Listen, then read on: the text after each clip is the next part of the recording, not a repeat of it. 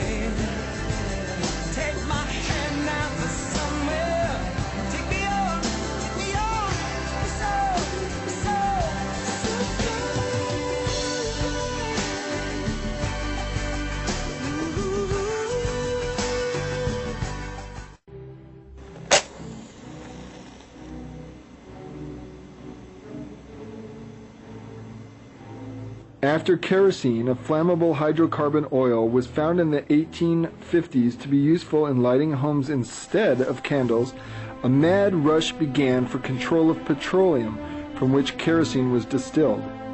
In the infancy stages of petroleum exploration, drills were pounded into the ground in order to break through to oil pockets, which lay beneath the surface of the earth.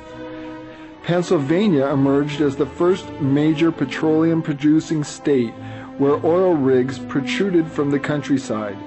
A mad rush to strike oil ensued as thousands of men sought their fortunes in the lamp oil industry.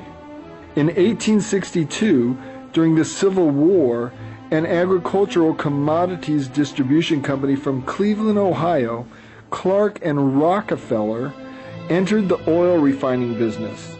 After many oil wildcatters had successfully discovered oil, the glut of supply drove down the price of oil to the point where the wood slat barrels were worth more than the oil they held. Kerosene sold for less than it cost to extract crude oil from the earth.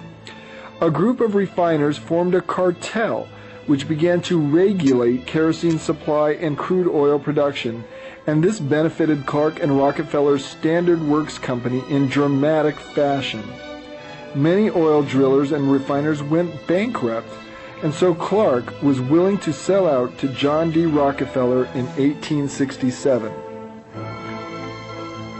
Rockefeller and his cartel of oil refiners, through Freemasonry connections, received secret financing from the Pasteur banking syndicates via the National City Bank of Cleveland. Daniel Pasteur was the highest of French nobility, having changed his name from Crown Prince Louis, son of Marie Antoinette and King Louis XVI. Their union was a marriage of Austrian and French aristocracy, but a rival banking syndicate out of Germany engineered the French Revolution of 1789 through the Freemasons and the Bavarian Illuminati. Prince Louis' parents lost their lives, but he retained their hidden fortune. After being smuggled out of France to a fortress on the Rhine, Louis arrived in England in 1804, protected by King George III, and was finally relocated to the United States.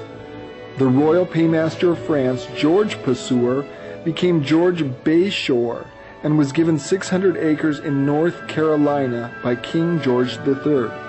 The prince bought gold mines through a trustee, including the Gold Hill Mining Company, and also began to finance and lease railroads with the advent of the steam engine. Pasteur's Lancaster Railway, through the Alabama Mineral Company, financed